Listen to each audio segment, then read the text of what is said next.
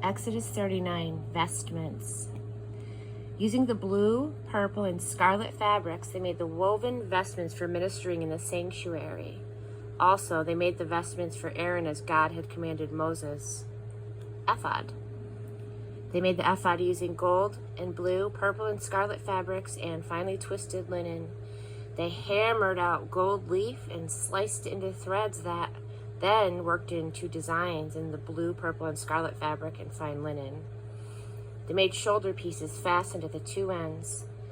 The decorated band was made of the same material, gold, blue, purple, and scarlet material, and of fine twisted linen, and of one piece with it, just as God had commanded Moses.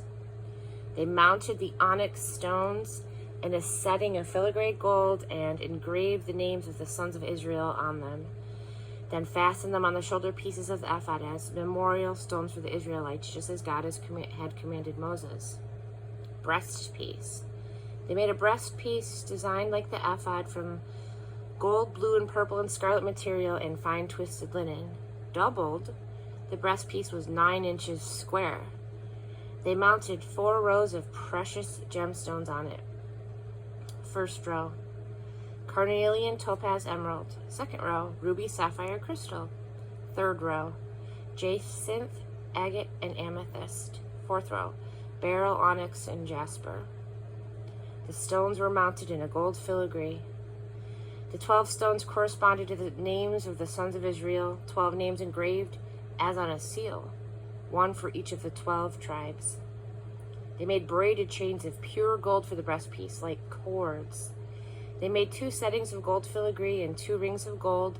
They put the 2 rings at the 2 ends of the breastpiece and fastened the 2 ends of the cords to the 2 rings at the end of the breastpiece. Then they fastened the cords to the setting of filigree, attaching them to the shoulder pieces of the ephod in front. Then they made 2 rings of gold and fastened them to the ends of the 2 breastpiece on its inside edge facing the ephod. They made 2 more rings of gold and fastened them in the front of the ephod to the lower part of the 2 shoulder pieces near the seam above the decorated band of the ephod. The breastpiece was fastened by running a cord of blue through its rings to the rings of the ephod so that it rested secure in the decorated band of the ephod and wouldn't come loose, just as God had commanded Moses. Robe. They made the robe for the ephod entirely of blue. The opening of the robe at the center was like a collar, the edge hemmed so that it wouldn't tear. On the hem of the robe, they made pomegranates of blue, purple, and scarlet material and fine twisted linen.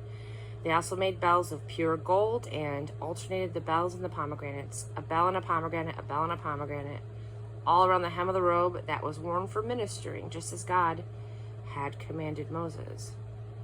They also made the tunics of fine linen, the work of a weaver for Aaron and his sons, the turban of fine linen, the linen hats, the linen underwear made of fine twisted linen, and sashes of fine twisted linen, blue and purple and scarlet material, and embroidered, just as God had commanded Moses.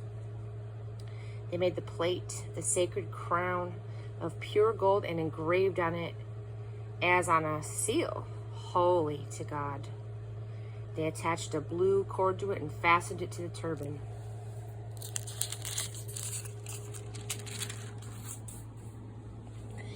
Just as God had commanded Moses. That completed the work of the dwelling, the tent of meeting. The people of Israel did what God had commanded Moses. They did it all. They presented the dwelling to Moses, the tent and all its furnishings, fastening hooks, frames, crossbars, posts, bases, tenting of tanned ram skins, tenting of dolphin skins, veil of the screen, chest of the testimony with its poles and atonement cover, table with its utensils and the bread of the presence, the lampstand of pure gold and its lamps all fitted out, and all its utensils and the oil for the light, the gold altar, the anointing oil, fragrant incense, screen for the entrance to the tent, bronze altar with its bronze grate, its poles and all its utensils, the wash basin and its base, hangings for the courtyard, its posts and bases, screen for the gate of the courtyard, its cords and its pegs, utensils for ministry in the dwelling, the tent of meeting, woven vestments for ministering in the sanctuary, sacred vestments for Aaron the priest and his sons when serving as priests. The Israelites completed all of the work just as God had commanded Moses. Just as God had commanded. Moses saw that they had done all of the work and done it exactly as God had commanded. Moses blessed them.